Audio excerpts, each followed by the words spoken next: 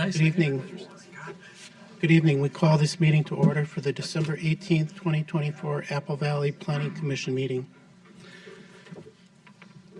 First item on the agenda is the approval of the agenda. Any changes from staff? Mr. Chair, members of the commission, good evening. Before you tonight, we have no changes to the agenda, but we do have, hopefully on your desk or in front of you, a EASTVIEW High School exterior design handout that was prepared for today's meeting. We also have a draft resolution for authorizing the building permit for Redwood Park, which is also in front of you as well. Thank you. Any changes from the commission? If not, could I have a motion? Move to approve. Second. Moved by Sandell and seconded by Hollis.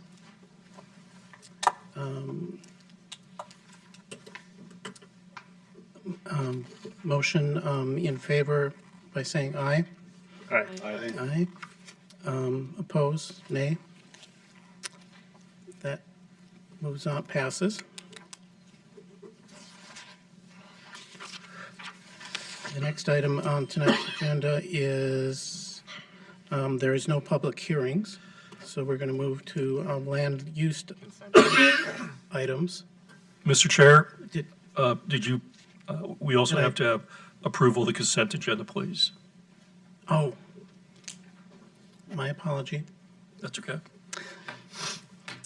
The next item is item 3, approval of the consent agenda. The consent agenda items are considered routine and will be enacted with a single motion without discussion unless a commissioner or citizen requests to have an item separately considered.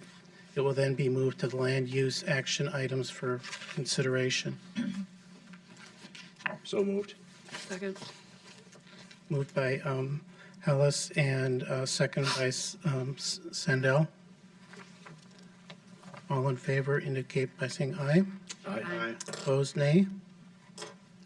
That moves forward also. As I mentioned, there's no public hearing items this evening. The next is land use items. We have 3 items tonight. First item is 5A, Apple Valley High School Activity Center Addition, Site Plan and Building Permit Authorization, and that's Alex Sharp. Thank you, Chair. As noted, well,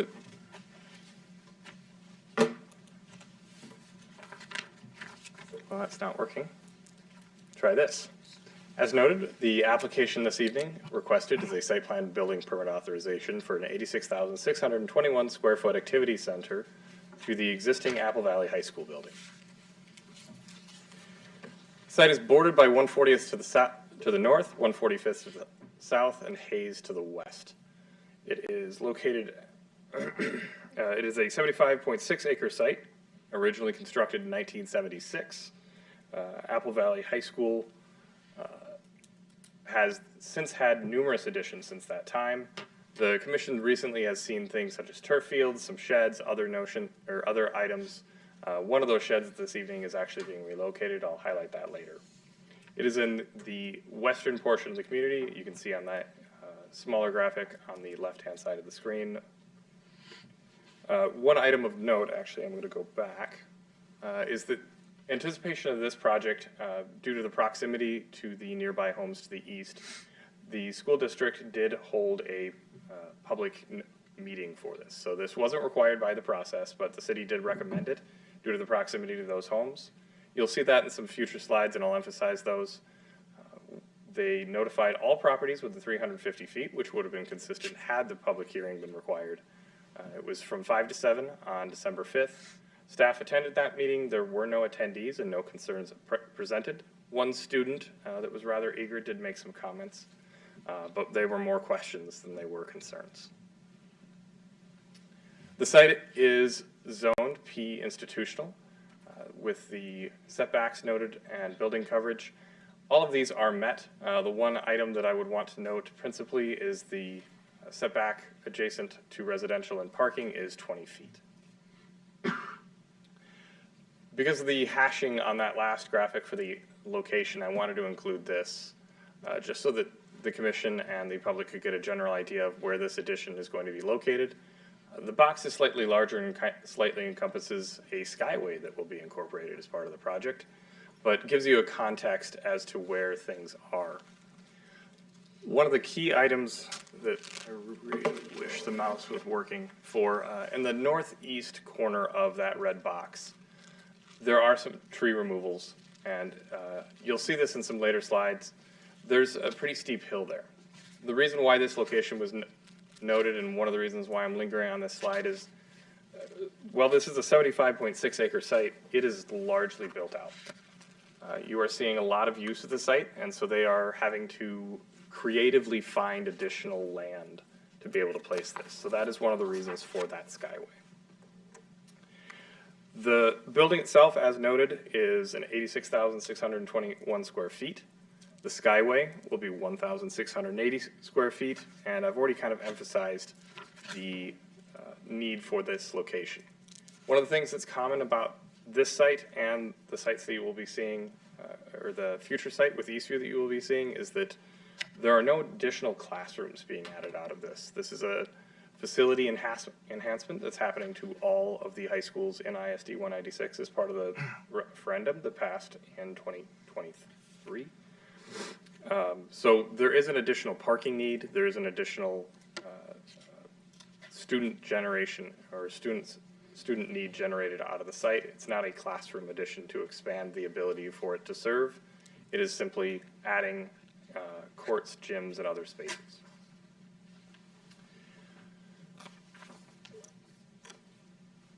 This is the demolition plan, and it highlights that the long jump area is going to be taken out, and then you'll see this on some future slides, but it also is going to be relocating a pretty large 54-inch storm main on the site that is actually city-owned and maintained. There'll be a little bit of demolition going on to the western side where the Planning Commission had previously reviewed some tennis courts. I'll highlight that a little bit later. It shows up a lot better in other plans where I've been able to add the full color. So this is the overall site plan. There are a couple items of note that, again, if I were able to, I'd highlight, so I'll just try to do so verbally. The parking lot to the north has been expanded and made more compliant with two 24-foot drive lanes. Additional parking stalls have been added for that. Currently, it has been added onto as the school has evolved. It uses the exact same access off of Hayes that it previously did. You'll see on the western side of the site, the 3 new tennis courts. Those were anticipated in the past and actually presented to the Planning Commission by Kathy Bodmer when it came forward for some of the sheds. You will then see the easement location that I've highlighted in red, and the relocation of that shed straight south of that. It is currently up in an area that they will need to relocate as they are now putting the stormwater pipe in that area. You can see the addition, and I will zoom in on that, so don't worry about that piece, but it's approximately 170 feet away from the property line. The dotted line on the far eastern side of the diagram is the 20-foot setback.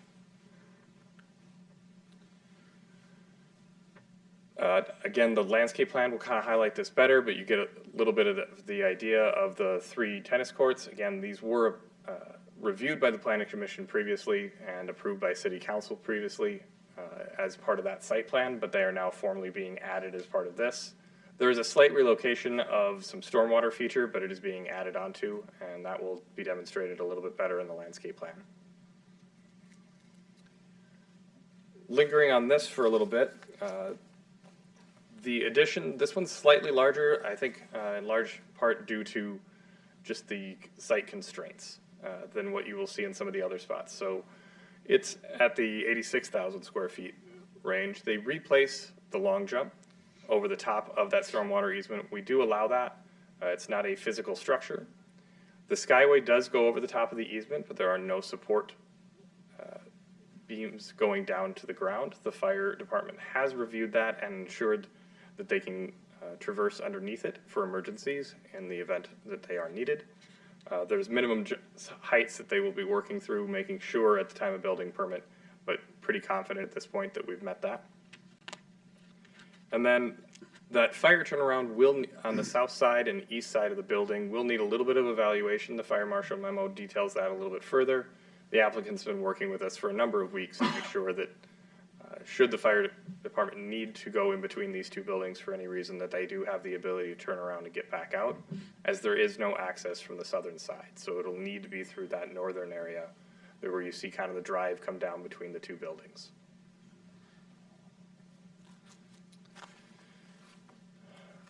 The grading plan to the west is relatively minimal. There's a hill that is washing out a bit on the overhead screen, but I think will show up better for the Planning Commission towards the northwest side, and then you'll see that relocation of a slight amount of the stormwater feature to the northeast of the new tennis courts. This I wanted to linger on a little bit more, and why I try to put a little bit more emphasis into the actual grades. Those are all 1 foot contours that you're seeing, and the crest of the hill is towards that northeast. At the property line is typically where the crest of that hill is. For a few properties, it does extend further into their property rather than being right at that property line. But you got some pretty significant grade change here where they're digging this building into the hill. So the 1029 to 982 is essentially the grade change between the top of that hill and the base of the building. And then as you move further south, the grades do decrease slightly. And the reason why I'm wanting to emphasize that is some points that I'll be making a little bit later about visibility for the homes to this site, particularly since some of those trees are being removed and it's a pretty densely wooded area right now. Utility plan, other than the water line, they'll be using, going out to Hayes, they will be using the existing sewer station with a lift station, so engineering has reviewed this, everything's sufficient with that. They will need to rededicate some easement with that stormwater pipe. That'll happen at the same time as the vacation. So the Planning Commission is aware the vacation is being scheduled and public hearing is being scheduled at City Council for late January. And that's when we'll likely, if there are no comments or concerns, bring forward this project as well. The reason why I chose to put this slide in is principally to try to show the commission just where that 54-inch storm line goes to and what it's serving. So it's draining area all the way up from 140th, traversing down through the site and going to a very large stormwater pond that the city owns and maintains on the southern side of the site. So that's why we have it through the site. It has been there for a number of years. It has actually been relocated, I believe, 2 other times from this. So it's a big one to move, but they've got an ambitious project here and are willing to do so. I'll be zooming in a little bit more on this, but I wanted to show that the principal tree removal is happening just along that hillside. They did a tree inventory of all of the light green trees that you're seeing on the site, and then the ones with red circles around them are those being removed, so you aren't seeing anything other than 2 diseased trees over on the west side of the site that are being removed. Otherwise, they are all within that hill area on the east. Zooming in on that hilly area on the east, 64 trees are being removed, 920 caliper inches, requires 37 trees to be replacing that. That's 10% of the caliper inches being replaced. They will be meeting that. The landscape plan, I've got an overall and then I've got more detailed with a lot more of the color for you. But to go over just kind of the general, they are replacing quite a few trees on the site in comparison to the 69, 68 being removed, 64 being removed. So just in deciduous trees alone, they're well over the number being removed. On the western side of the site, they're focusing the landscaping at that 2.5% for the hill that you see on the northwest side. The brown area noted just north of the drive is a native prairie grass area. They've got some trees along the tennis courts and stormwater feature there to the south of the drive, and then they've added some additional landscaping near the front entrance, which is to that southeast side of the graphic. On the eastern side of the site, they've really focused on planting conifer trees, And the reason for that is the majority of the trees that are being removed in that area were deciduous. Many of them were not actually healthy. They did not meet our significant tree removal requirements. So that's why there's actually a pretty low requirement for tree replacement, is a lot of them were older, diseased, or in poor condition, and that led to a little bit less replacement. What the conifers will do will help screen the building even further than what the deciduous woods already have. So that was a very deliberate placement to be able to essentially try to provide additional screening to this building, to those residences to the east. There are some trees or some bushes you'll notice just on the western side of the building, kind of tucked into a space east of the long jump area.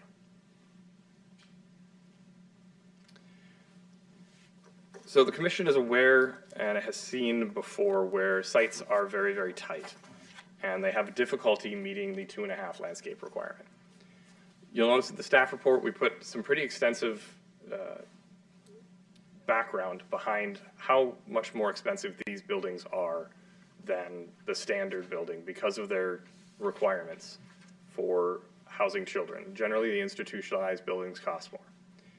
This 2.5% can get to be a cost prohibitive level when you need to put in things such as the tornado and storm shelters. We did this for Fire Station number 2 and the police station, where their values just skyrocket due to these larger building code requirements. And so what we've done as a comparable is take spaces that are consistent or similar to the type of build that they would be doing in a commercial setting and use them as a comparable cost per square foot so that we could arrive at a value that is not at the 37 million or so that this building costs and down to a more reasonable level where the intent of the code is being met. We try to document this very thoroughly, bring this up to the commission and city council to ensure that you're comfortable with it, and then we keep these records so that any member of the public or private institution or private entity that comes forward can look at the same math that we've done and see that we are trying to be consistent in why we've done so. This graphic illustrates just how tight this site is. The green areas represent the areas that they could plant on site. They are quite limited. There is a very large easement going across the east-west of the property. There's the large easement for the stormwater mean going north-south of the property. And then we need access to be able to maintain our pond, and so there are limited areas around that pond that they can plant.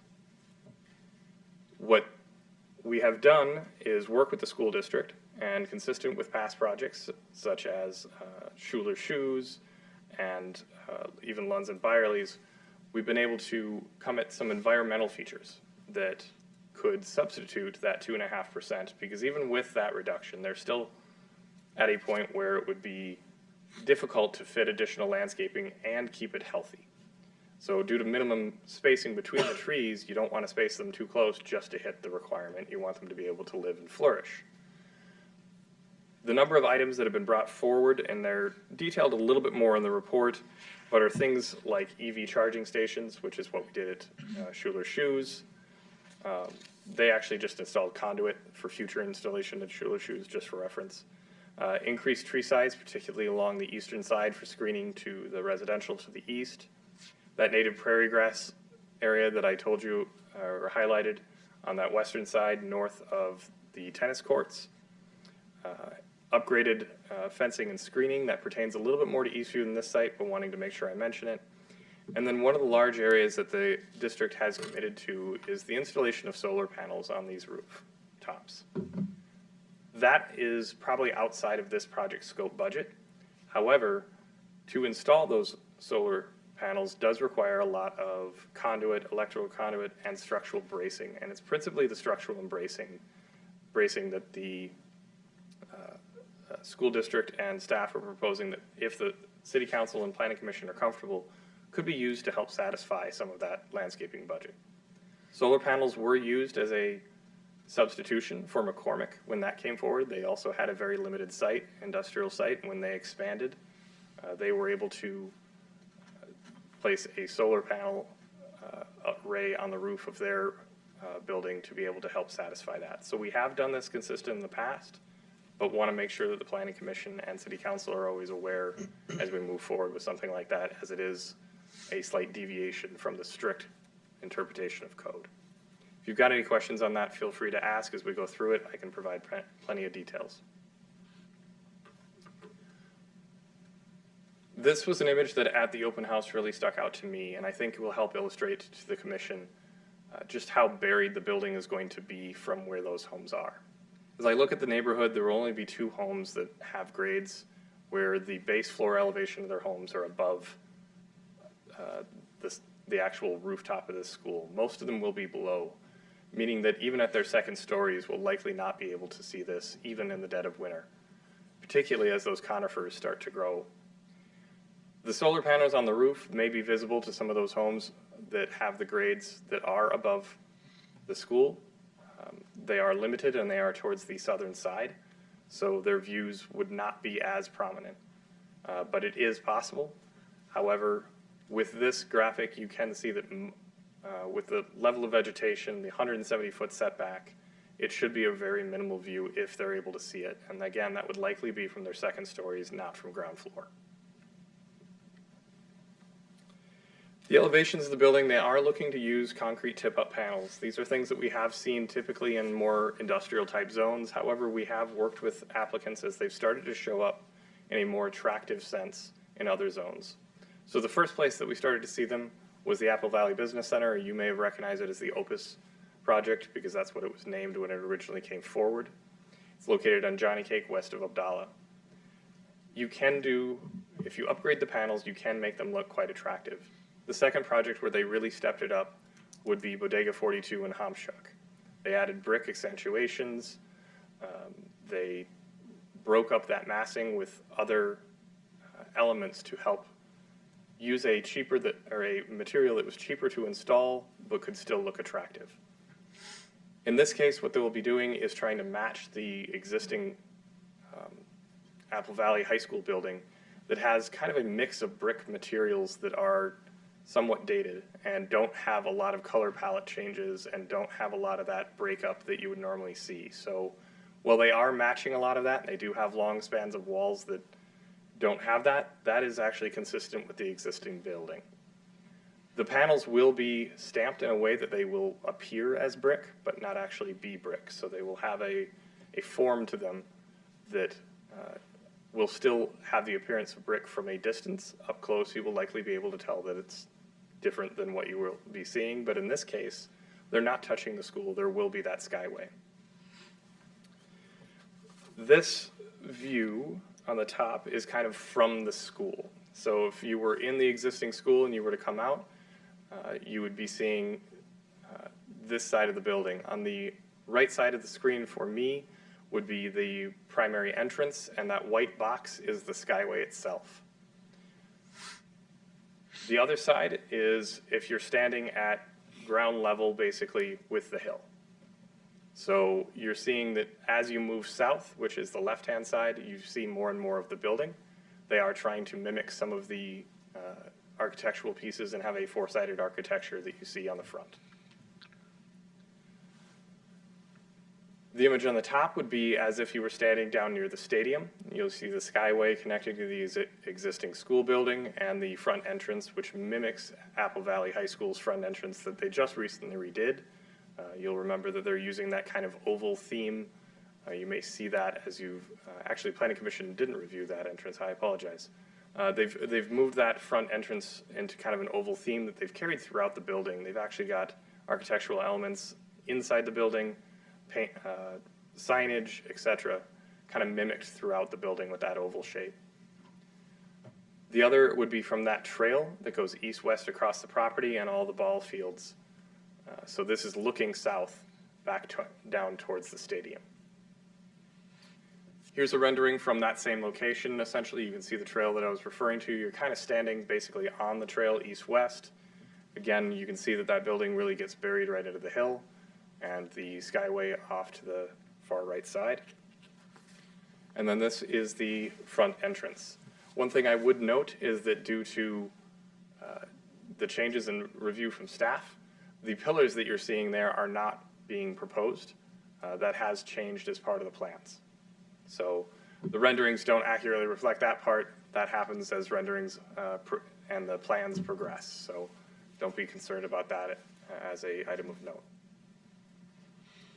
The interior main floor plan, it's going to be made up of a series of different types of courts, largely volleyball and basketball and other sports.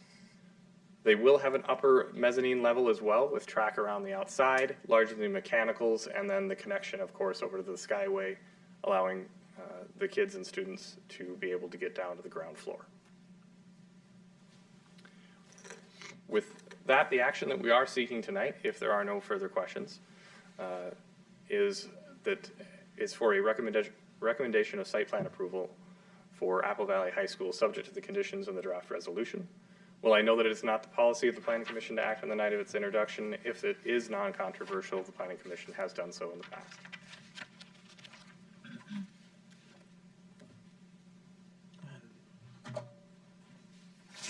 Sure. Mr. Chair, Alex, just a couple of questions.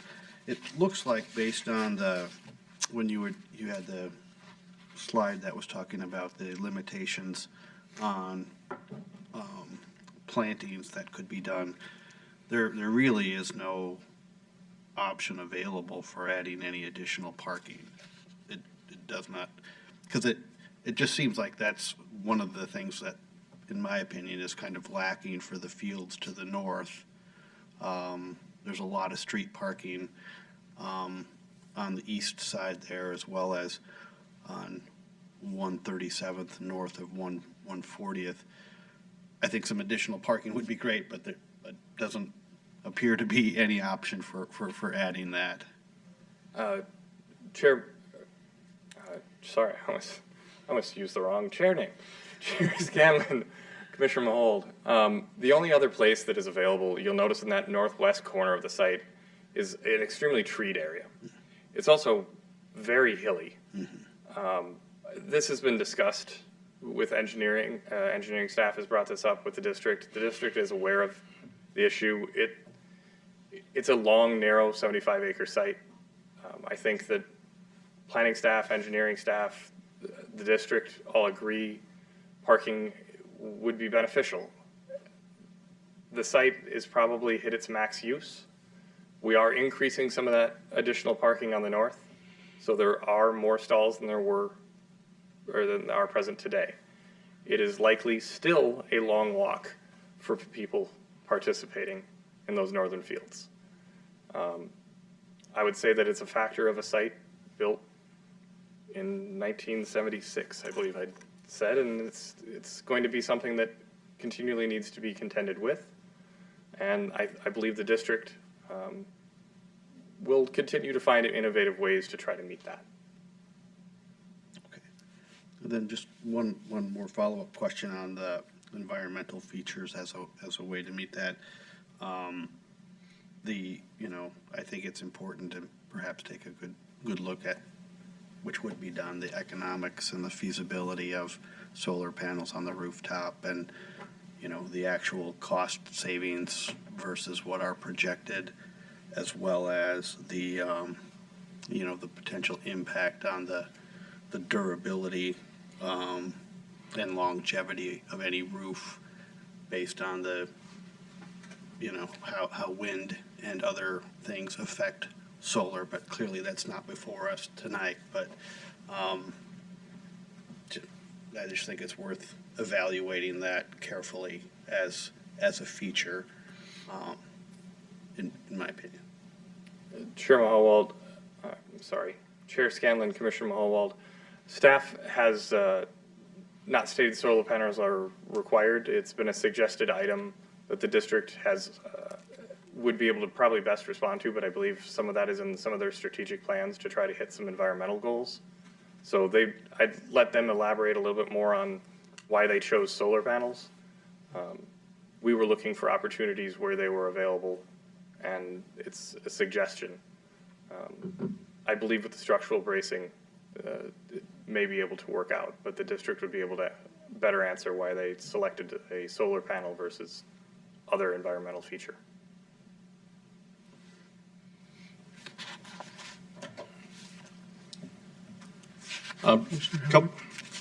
Thank you, Chair. Alex, on some of the things on regards to the Skyway, that was, I think you mentioned that the clearance was run by the fire department, and they are able to clear that Skyway and coming underneath that, correct? Chair Scanlon, Commissioner Halas, yes, that, it is an item in the memo that we need to make 100% sure of at the time of building permit, but we, 99% yes, and if not, we're confident we can make it work. So I believe that that has been firmly established that it will be able to. Okay. Now, second question in regards to the Skyway, and we were talking about parking earlier. On that north end parking lot, I think you mentioned there were like 74 spots that you were looking at. That would be in my staff report, but I don't have it memorized. Okay. But access to the, through the Skyway to the activity center could come through the building also from the main parking lot, if I'm not, is that correct? That is correct. So that could supplement some of that parking issues.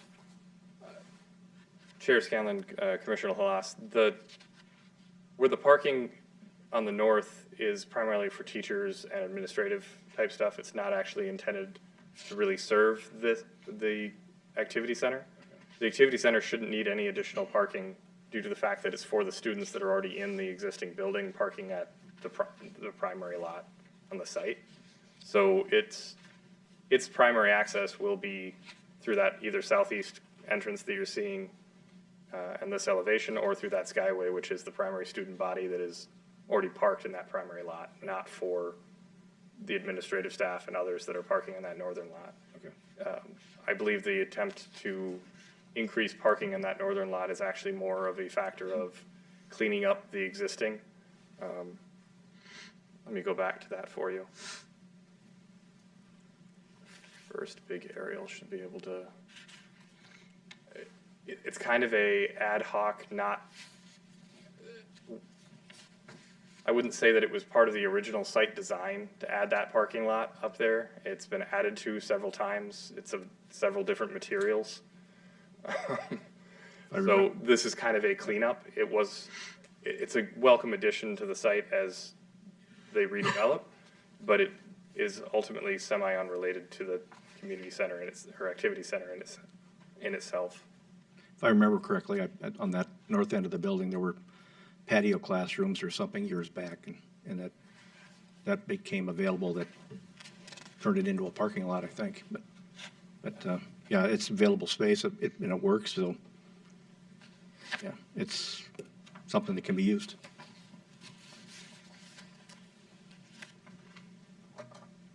Just maybe another Commissioner McComb, go ahead. Mr. Chair, thank you. Alex, with respect to the language of what's recommended for approval, it says subject to the conditions in the draft resolution, and I don't believe there's a draft resolution prepared yet, but it looks like perhaps those conditions are set forth in the December 12th memo that you prepared, that are the last 3 pages of our packet. Is that I'm going to be embarrassed if it didn't get attached.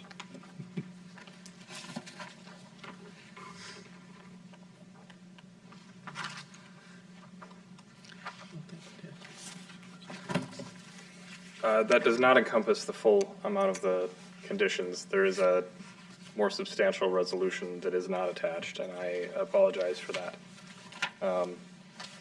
It's primarily standard conditions for this site, with the sole exception of the environmental items.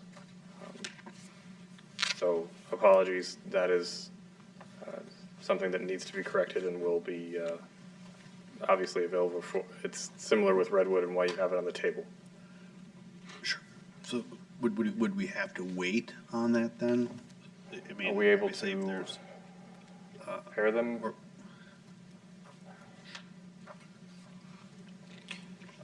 Sharon, would it be acceptable to table this and come back to it once I can print off a couple of copies and move on to EASTVIEW? Sure.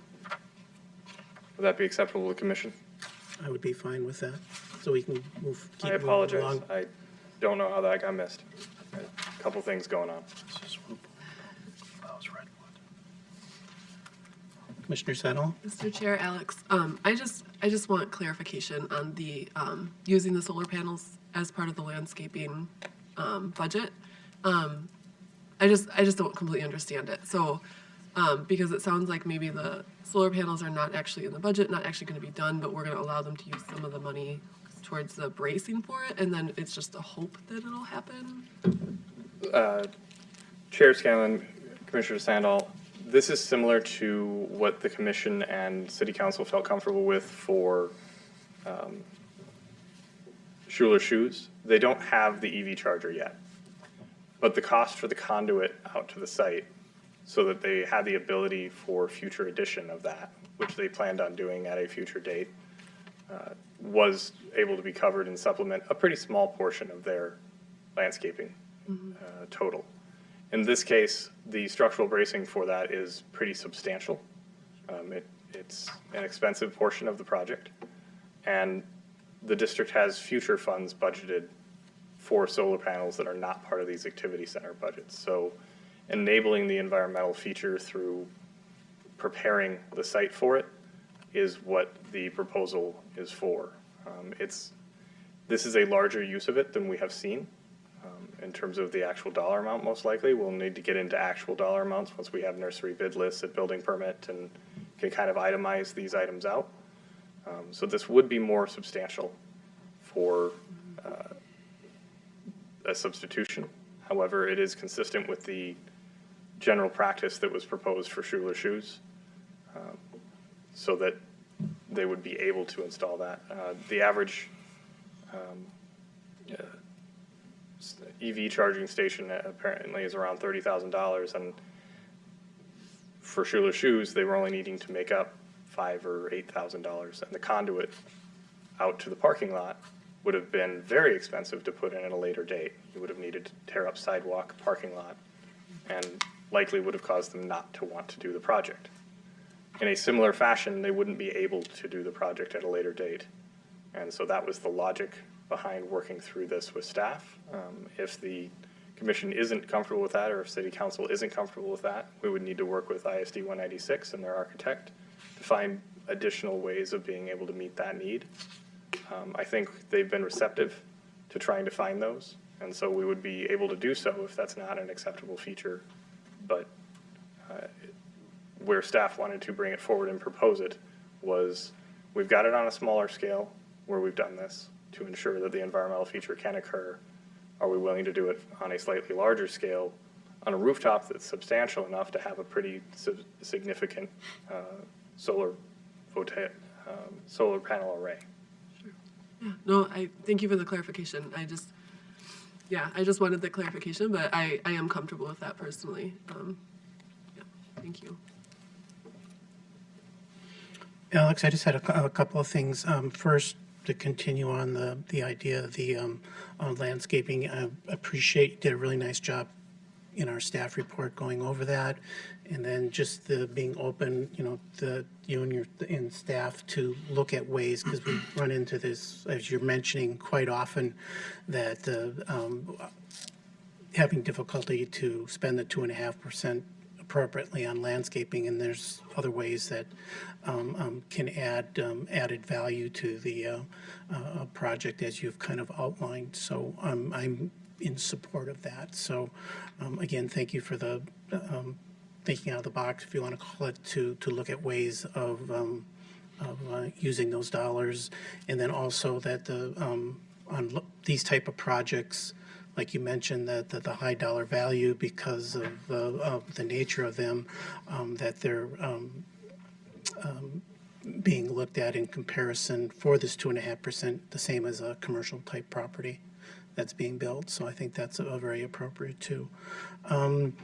One question I had, they're talking about parking, is the way the parking is centrally located here is with this new construction, and is the main parking lot considered used when they're using the ball fields to the north and so forth?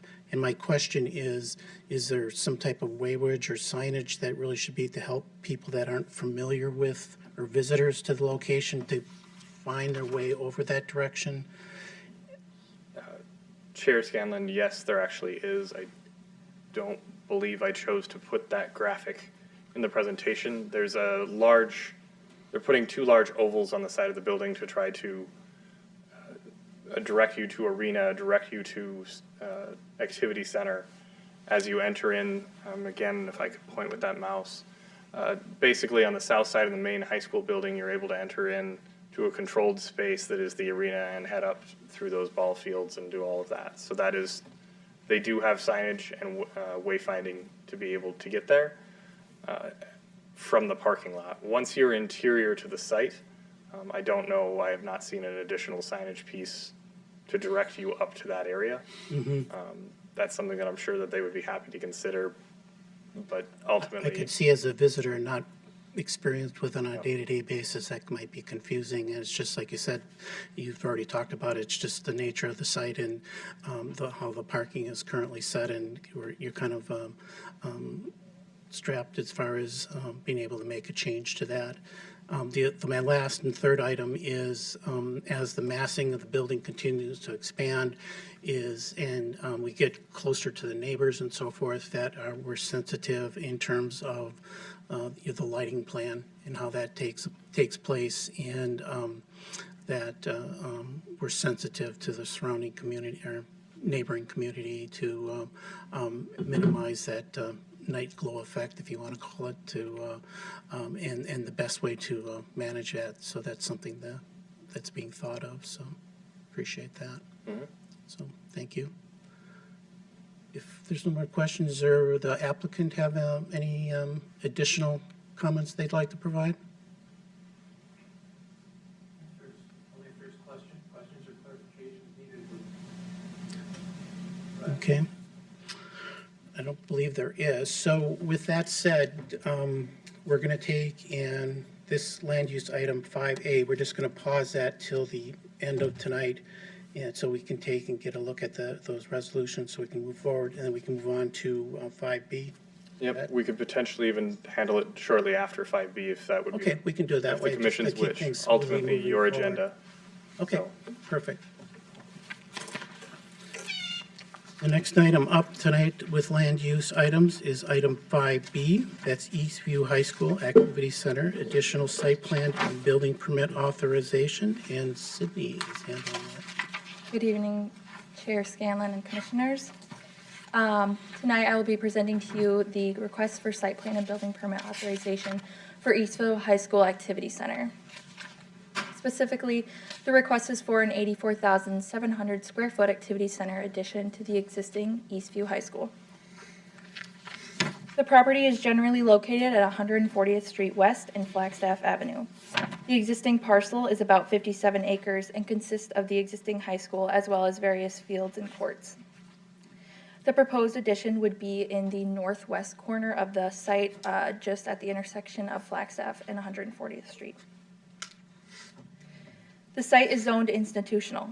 The development area standards within this zone include a minimum building setback of 40 feet and a parking setback of 20 feet. The submitted plans show the addition and the new parking lot meeting both of these requirements. The maximum building coverage is 20%. The addition will increase the total building coverage to about 9% for the entire property. Lastly, the maximum building height is 40 feet without a CUP. The proposed addition would be up to approximately 36 feet in height.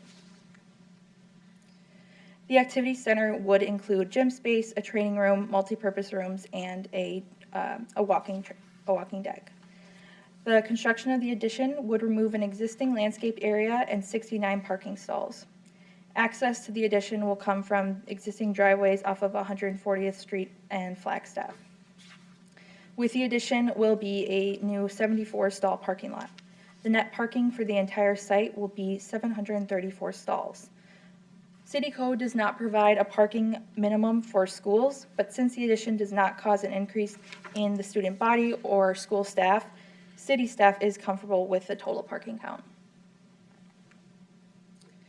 The grading plan has been reviewed by engineering, and their comments are provided in the memo attached to the staff report. In terms of grade, the proposed addition is shown to be about 10 to 15 lower than the elevation at the street and property line area. So I just wanted to show that basically the grade at the property line will provide a slight natural screen to the addition. The existing water and storm utilities in the area of the proposed addition would be removed and replaced as shown on the slide. Additionally, a drainage and utility easement over existing utilities has been requested to be vacated, and as Alex mentioned, that is proposed to be at the January 23rd City Council meeting. Any relevant comments to the utility plan have been included in the engineering memo. Existing trees and the landscaped, excuse me, I think I'm wrong slide here. Existing trees in the landscape area that are in the location of the proposed addition would be removed. In the construction area, this would be about 18 trees. Throughout the site, a total of 40 trees are shown to be removed in various areas. It appears that most trees being removed outside of the construction area are due to the tree being dead or in poor health. While 40 trees are shown to be removed, the landscaping plan shows the addition of approximately 151 trees, as well as a variety of other plantings. There would be a net increase of about 111 trees throughout the site. As noted by Alex, the applicant is proposing a variety of other features to meet the required 2.5% landscaping costs.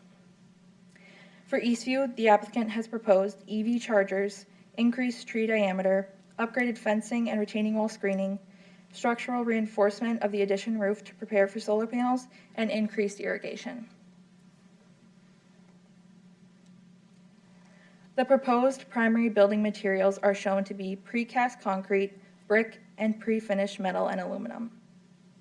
It appears that the proposed brick and pre-finished metal and aluminum would match the existing school building materials. The precast concrete is a material that is not found on the existing school. The precast concrete is primarily visible along the west elevation adjacent to Flagstaff and the north elevation adjacent to 140th Street. The brick material would be concentrated on the corners of the addition, which provide a projecting articulation and break up the massing of the precast facade. The applicant did provide renderings to help illustrate the building materials of the proposed addition. Please also note the additional exterior design renderings provided to you tonight. The applicant notes that the precast material, which is labeled C2 on the exterior design document provided to you, would mimic the existing brick patterns consisting of sand-blasted panels with acid etch and deep reveals to reflect the brick decals that would most likely match the existing building brick. The information and site conditions staff considered when reviewing the new precast material is the attempt to mimic both the color of the existing school materials as well as having brick-like decals versus just having a flat precast surface. Additionally, the north elevation that is adjacent to residential would be partially screened by the proposed landscaping, separated by 140th Street and about 250 feet or more from the residential properties. While we do not review interior layouts, the applicant did provide it. The main level shows the raised walking track, the training room, and then the lower level shows the sport courts and multi-purpose rooms. In terms of other site improvements that are not in the construction area of the proposed addition, there would be a filtration basin in the northeast corner of the site, as well as the reconstruction of this drive aisle on the right side into a walking plaza at the main front entrance near the bus parking area. To summarize the overall site, the proposed addition is shown in the northwest corner of the property, the filtration basin in the northeast, and then the landscape walking area in the center of the site near the main entrance. And then overall, you can also see the additional landscaping that isn't concentrated just around the addition. So you can see in the southern portion around the track, there is additional landscaping being added to an area where trees are dead or in poor quality, as well as near the north central area along 140th. There will also be increased landscaping. With that, the requested action for tonight is as shown on the slide. As you know, we have the applicant here for questions, and I can also assist in answering any questions you may have. Thank you.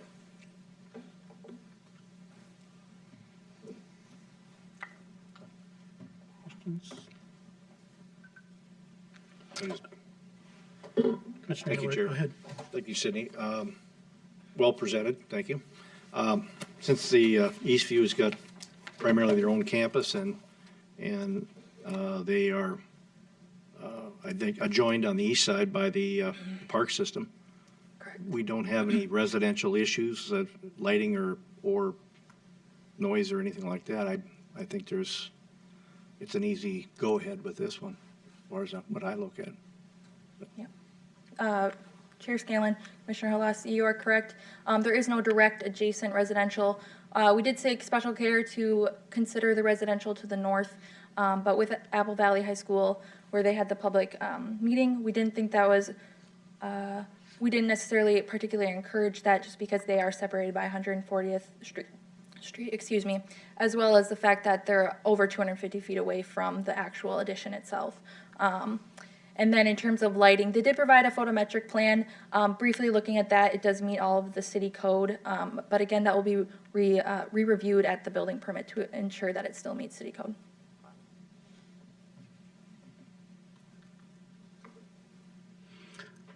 I guess I'll just reiterate the comments that I said to Alex, kind of flow over here in terms of the same thing with, the landscape plan and the dealing with the 2.5% carries over on this also. And then you just touched on it too, is just being sensitive to the, even though there's 140th Street there, is just to be sensitive in terms of the lighting plan as far as that, how that may or may not affect them. And one question that came up since Alex was up on his is this walking path. Is any of this new facility have public access at any point? Chair Scanlon, I can try to find a plan on here, but yes, I did see that there is a sidewalk connection specifically here on the landscaping plan. You can see it to the new parking lot onto Flagstaff Walking Trail. Okay.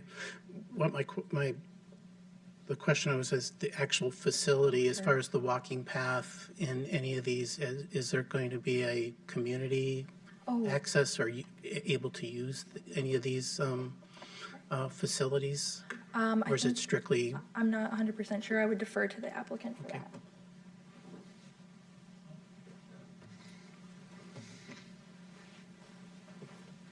Good evening, members of the commission. I think your question is about public use. You could just please state Oh, your yes, name. And- Scott McQueen, Wold Architects, 332 Minnesota Street, St. Paul. Thank you. Forgot that. Go ahead. Your question was about public access and those kind of things. As with all District 196 facilities, community ed takes over at some point in the evening Okay. and schedules, activities in gymnasiums and will be using these facilities for those kind of opportunities for community. Okay. Same parking lot that the students use during the day will be available for community at night, same sidewalks.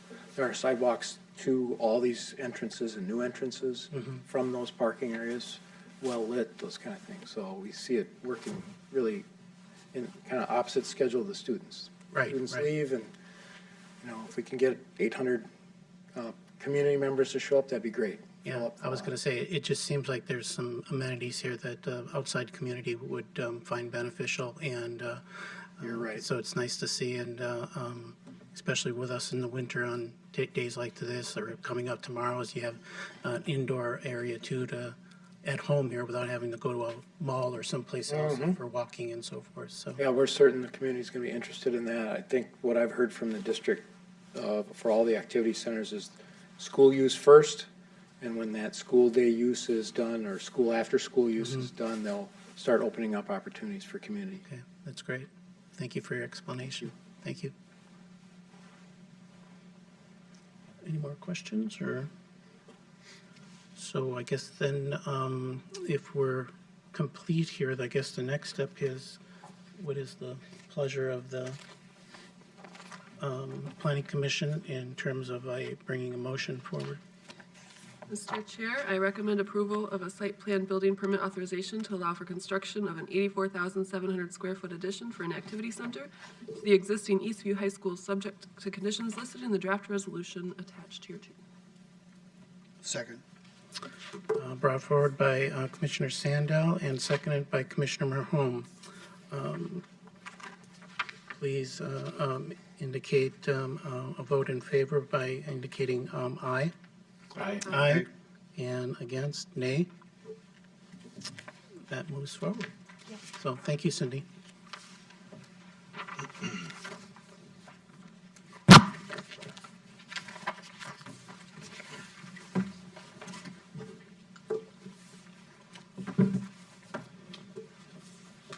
Thank you, Alex. We'll pivot back to item 5A here. Thanks, Alex. Thank you, sir.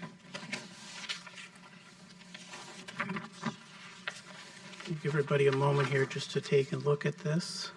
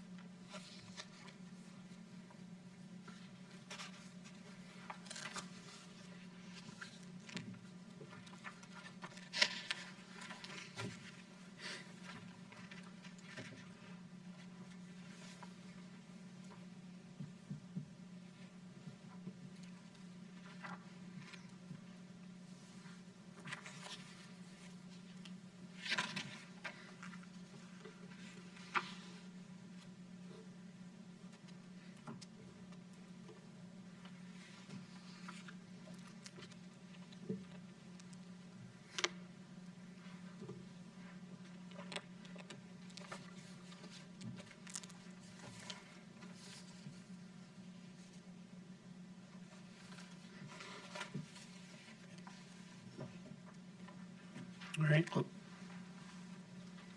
you ready for a motion? please, if I could have a motion for approval.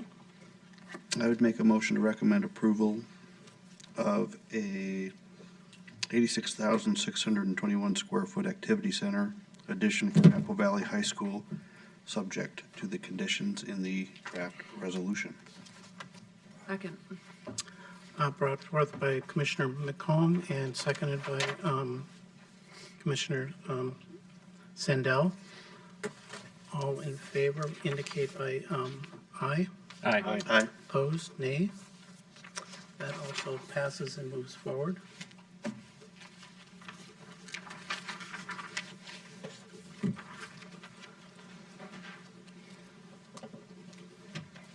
Next item on the land use items of this evening, the third item is item 5C, Redwood Park Site Plan and Building Permit Authorization. And Alex also has that this evening.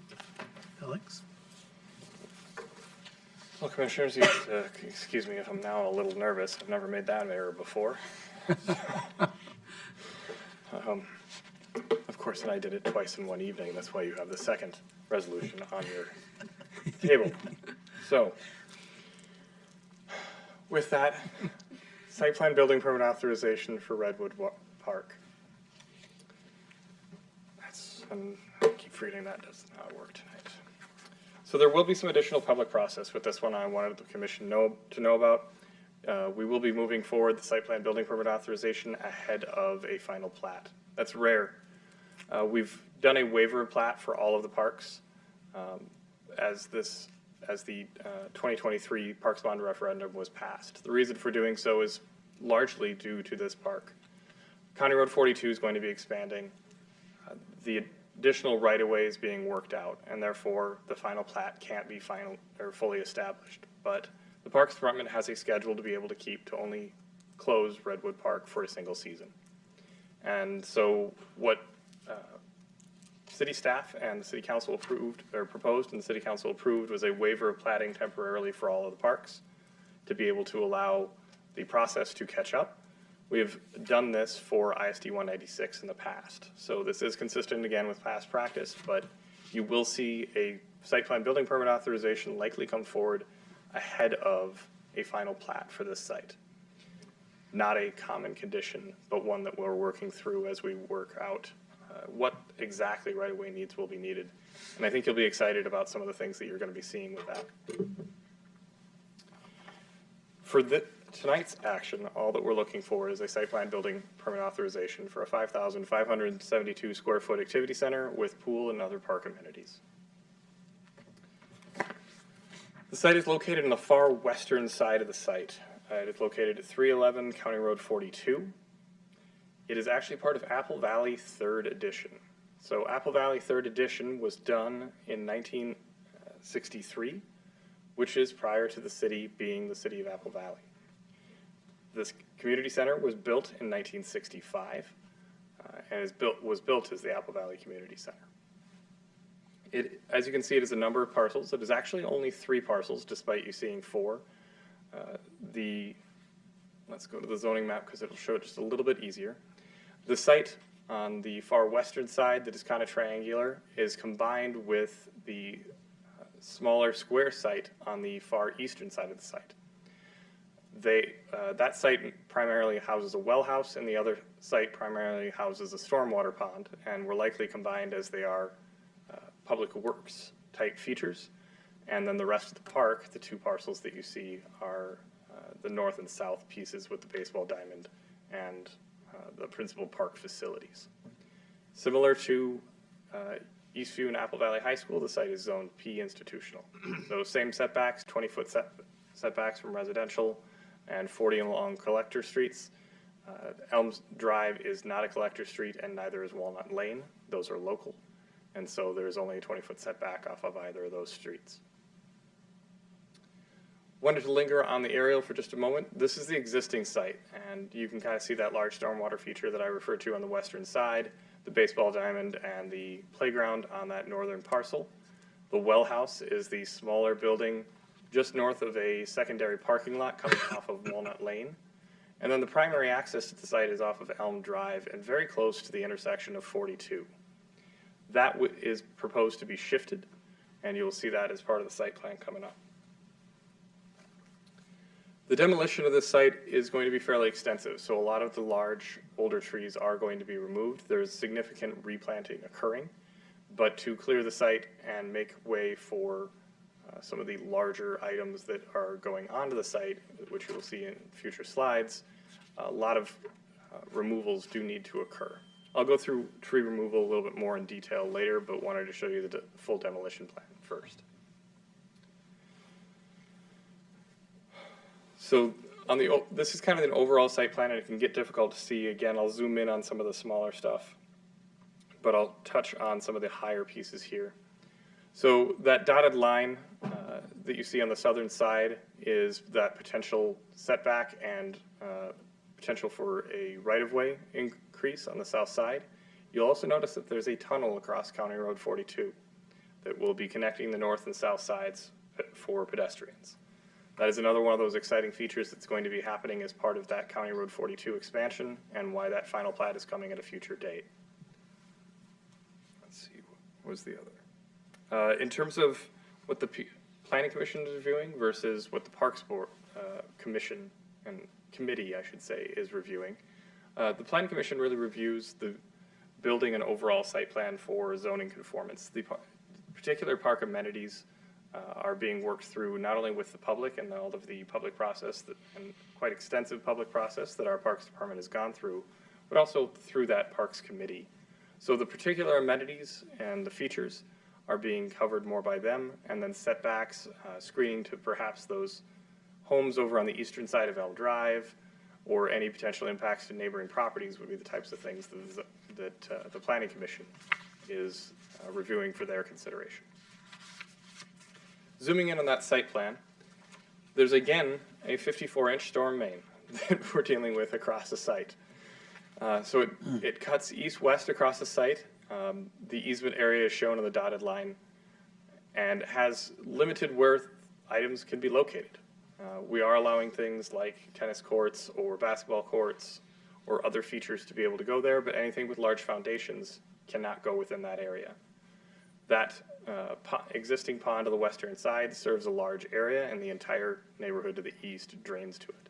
So it is a pretty substantial line. It is also buried uncommonly deep. So because of that, it's actually a 60-foot wide easement that we're looking for to be able to always be able to service it.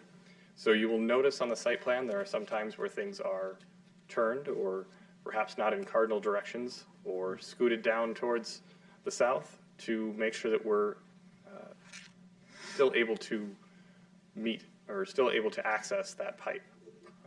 Additionally, you'll notice the existing well pump house on the northeast side, basketball courts, the proposed amenity building, and the pool. Just for some quick facts on it, the building, as has already been stated, is 5,572 square feet. The pool area is 5,150 square feet, and the pool deck will be 11,800 square feet. The existing community center is a slightly larger building, but the pool deck and pool area are larger than what is existing there today. One key item of note that we need to work with our consultant on is the parking stall depth. So community code, and I outlined this pretty extensively in the staff report, requires 20-foot depth when head-to-head and 18.5 when overhanging a curb.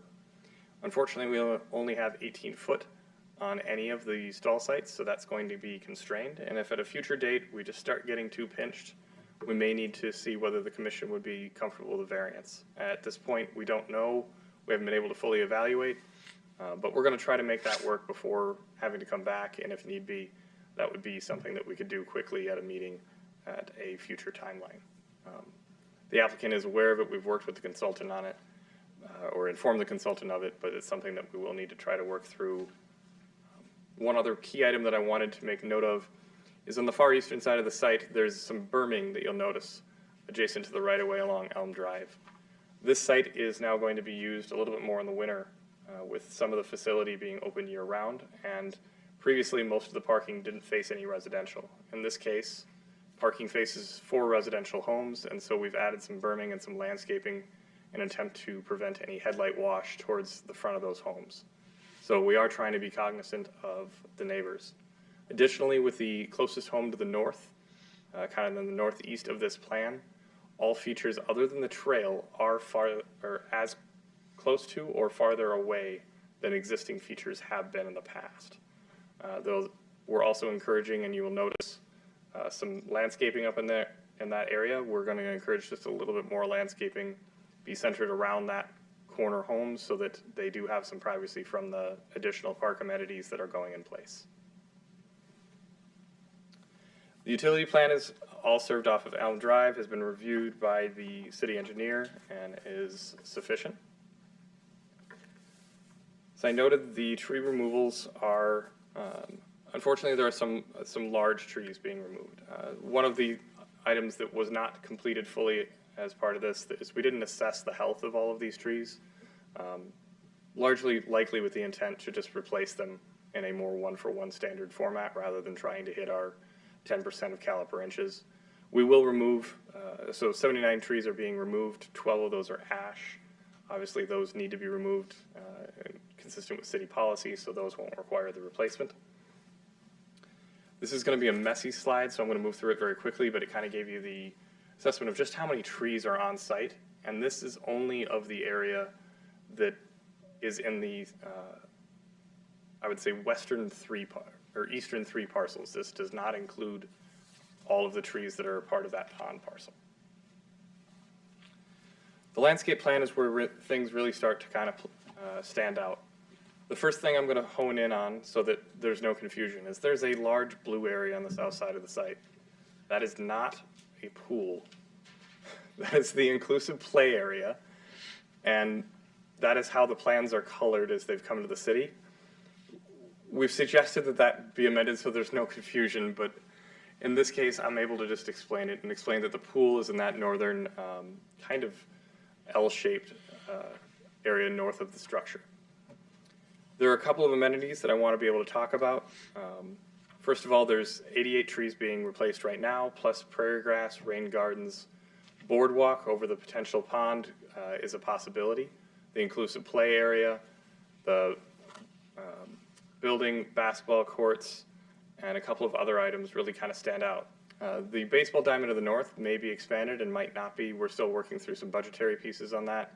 If it does, staff has looked into it. There will be no lighting for that, so the commission does not need to be worried about the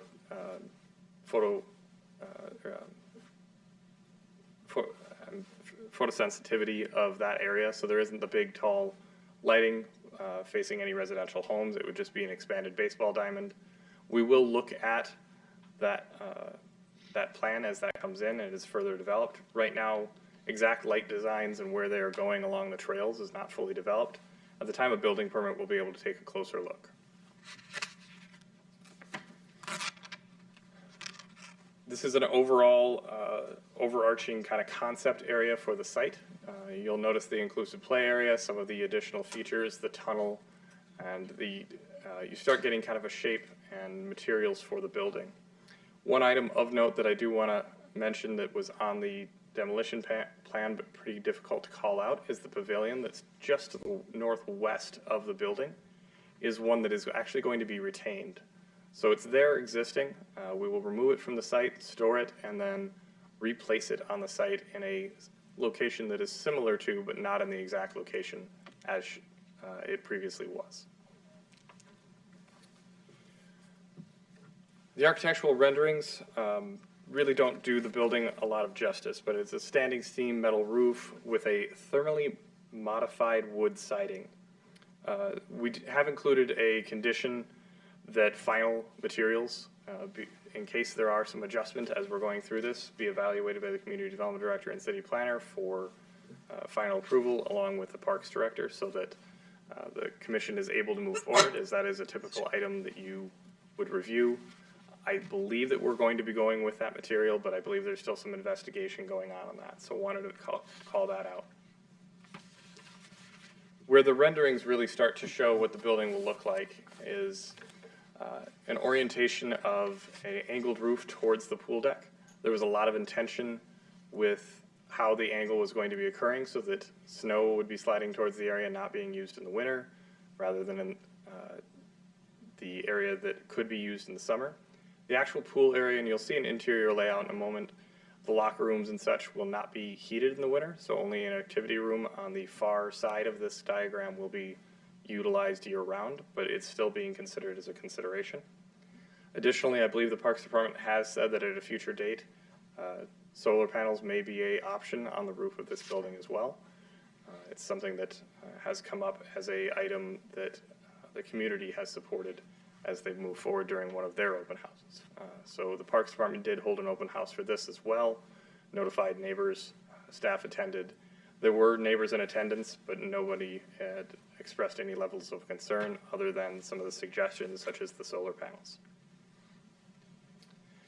This is the area that you will see with the large glass panels and that under patio area. This is the side of the building that is going to be heated and be able to be used year-round.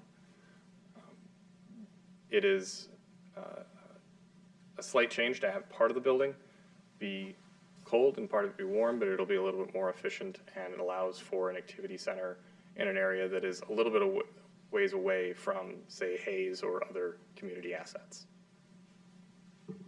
This is a rendering provided of the actual pool deck area. I believe there are additional features that are still being studied for shade and other things such as that. That'll be evaluated a little bit more as the plans are refined and budget is refined. So this is the interior plans.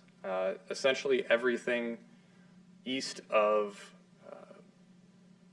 if you were able to see the vestibule on the left side of this plan where it enters into the large gathering space, basically the toilet and area that north will be heated in the winter and everything else off to the left or right-hand side of this is going to be only used during the summer months and then winterized.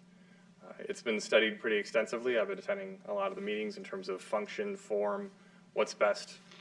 Lots of different sites have been visited by park staff, and they've spent pretty extensive time in the interior design on this space. So it is very well thought out and very well intentioned.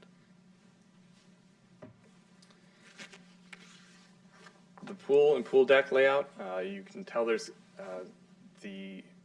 that's space kind of separating the two different pools. It is an inclusive pool with a stepped down so that gradual surface into the pool so that people of all ages are able to use it.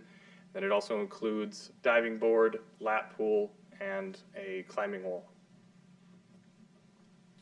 This kind of illustrates that step down service where anyone is able to inclusively be able to operate within the pool, and then the space between being an area for lifeguards and other features, and then that lap pool and multi-use area with the diving board and climbing wall. And with that, you do have a resolution on this one sitting in front of you. Pardon my embarrassment on that one, but I'd be available for questions, and our Parks Director is also available for any questions. Go ahead. Just one question, back to the, Alex, back to the interior, layout, please. Yeah, one of the things, that looks like a beautiful space, and the overall design of the park is fantastic. I think it'll be a wonderful amenity to the city.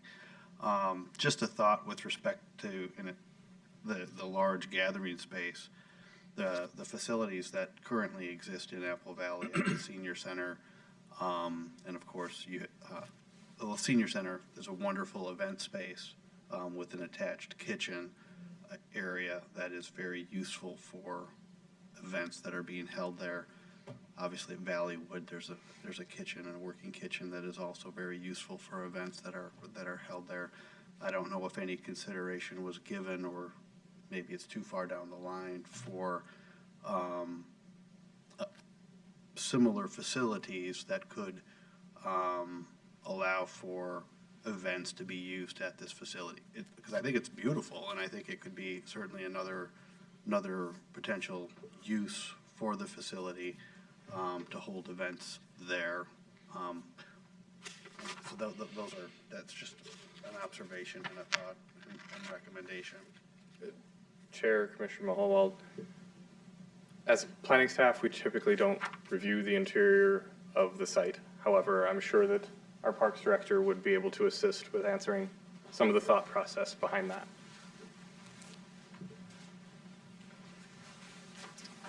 Mr. Chair, members of the Commission, so we have talked extensively about how the building would get used.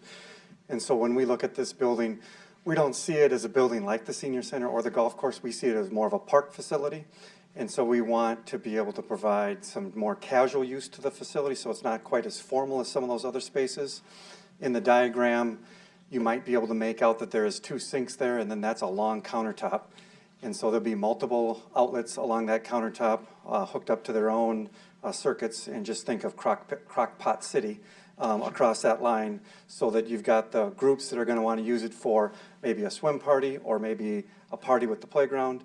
And so they're going to be able to plug in their crock pots, have a potluck, and use that space in that fashion, as opposed to a more formal space that we would have at the golf course or at the Senior Center. So we're trying to diversify the types of spaces we're able to provide to the community. Okay, thank you. With this, on that same topic, with this type of space, you're talking about various kind of formal groups that could use this for gathering. Is this something also that a member of the Apple Valley community could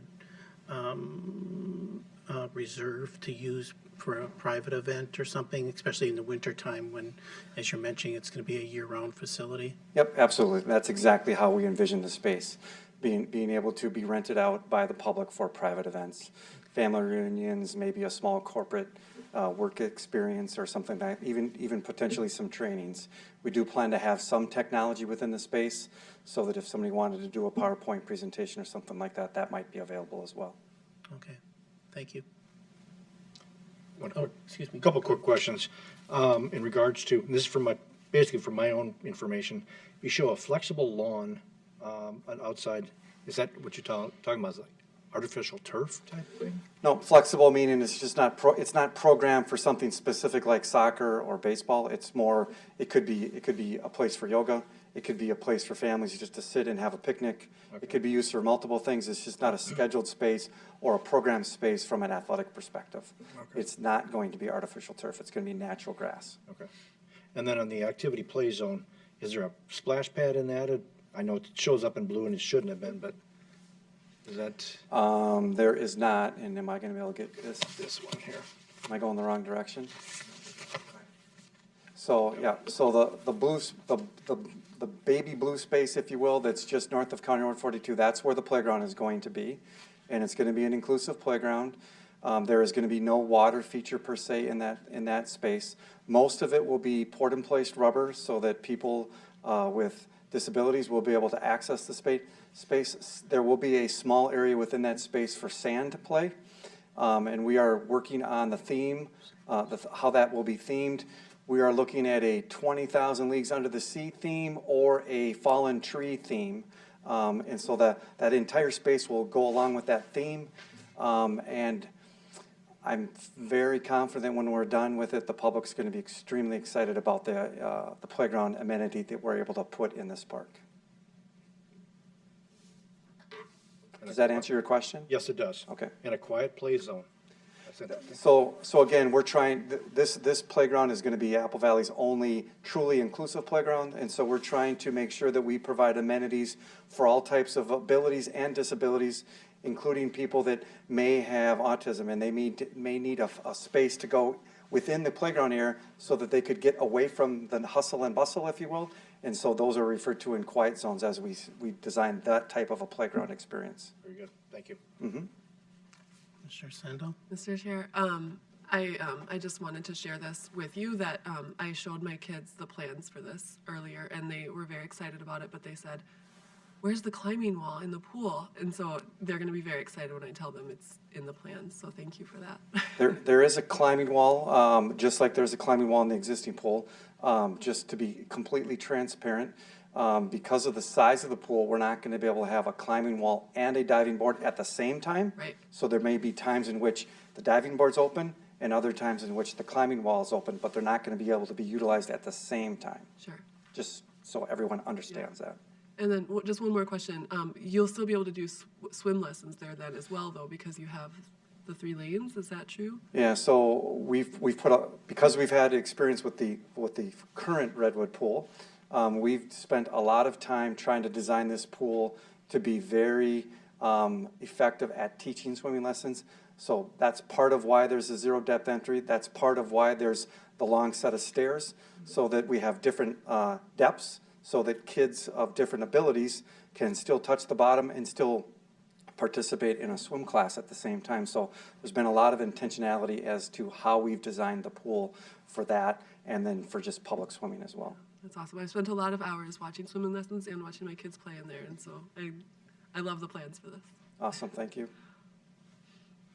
I was going to mention that it's amazing, and it's a relatively small area, the amount of amenities that you've been able to add to it. And I like the way that the new parking lot is situated, and the breathing space from 150th Street. I think that's has turned out nice, and the minimal impact to all the existing neighbors, and the little bit that with the new parking arrangement, how that's being mitigated, and to minimize the impact to the neighbors across the street. So it's a very impressive project you've put together here.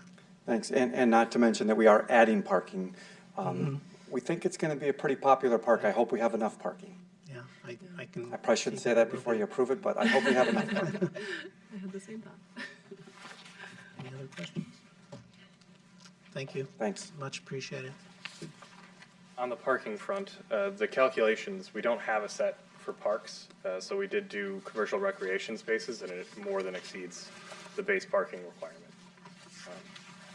Whether popularity turns it into a Raising Cane's situation or not, we'll have to see.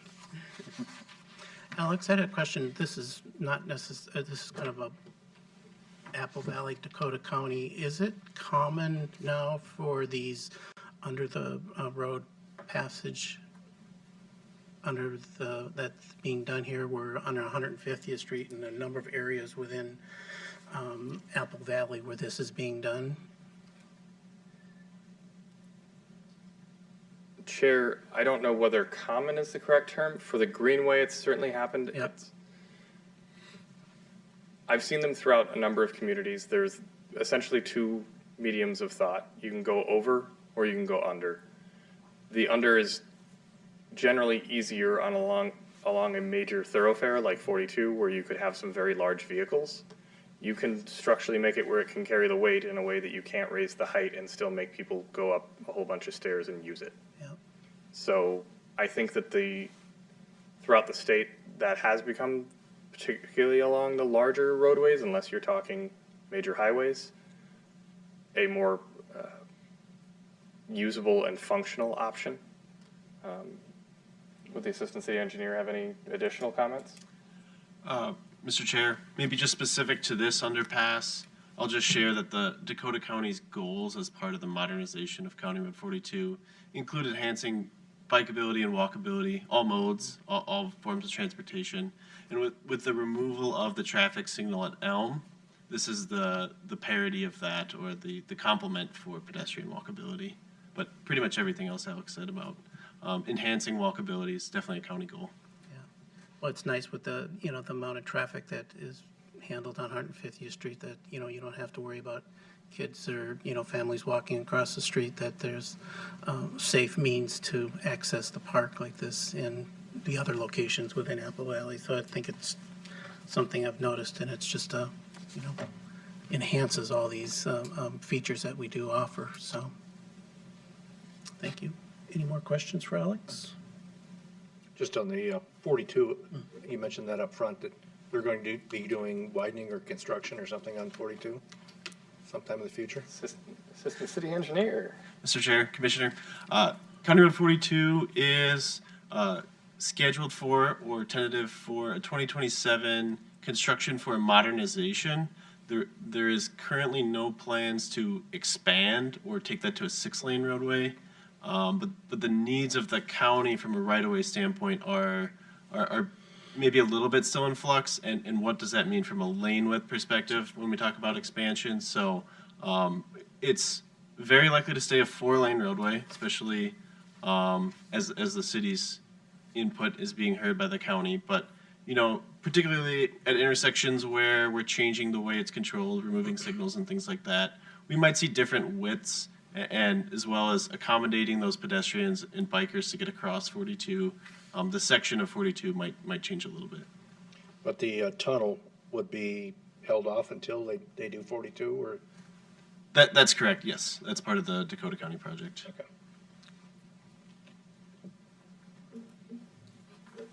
Well, if there's no more comments to Alex, I will entertain a motion for approval. I'll make a motion to approval of a 5,572 square foot activity center with a pool and other park amenities for Redwood Park, subject to the conditions in the draft resolution. Second? Brought forward by Commissioner Pruitt and seconded by Commissioner Hallis. All those in favor indicate by saying aye. Aye. Opposed, nay. That also moves forward. So, thank you, Alex. We'll move on to item 6, other business. Tim? Thank you, Mr. Chair. Just a reminder, January 1st would have been your first meeting, but since I think most of you are going to be sweeping off a good party the night before, we're going to give you the night off or the day off. So your next meeting will be Wednesday, January 15th. We hope to have you all here. We've got a lot of stuff coming up in the first of the year. It looks like our planners are going to be really overworked, but and I think you're going to see some exciting projects coming your way very, very soon. Council meetings on Thursday, December 26th. A friendly reminder that will be the last meeting of our esteemed colleague and council member Tom Goodwin. He is stepping down after 40-plus years of being your council member. And we're going to have a little party and a little festive thing afterwards. So we'd love to have you here, and I'm sure he would be very appreciative if you could attend. We also have our meeting on January 9th for the council as well. And if you're traveling this upcoming week, hope be safe and get there on time. Hug your families. Hope you have a great Christmas. Happy holidays to all of you and your families. And with that, thank you for being here tonight. Appreciate the great feedback and the comments that you made tonight. Thank you, Tim. Next item is adjournment. Could I have a motion, please? So moved. Second. Brought forward by Commissioner Mahone and seconded by Commissioner Sandell. All in favor indicate by saying aye. Aye. Aye. I don't believe we have any nays. We are adjourned. Nice job.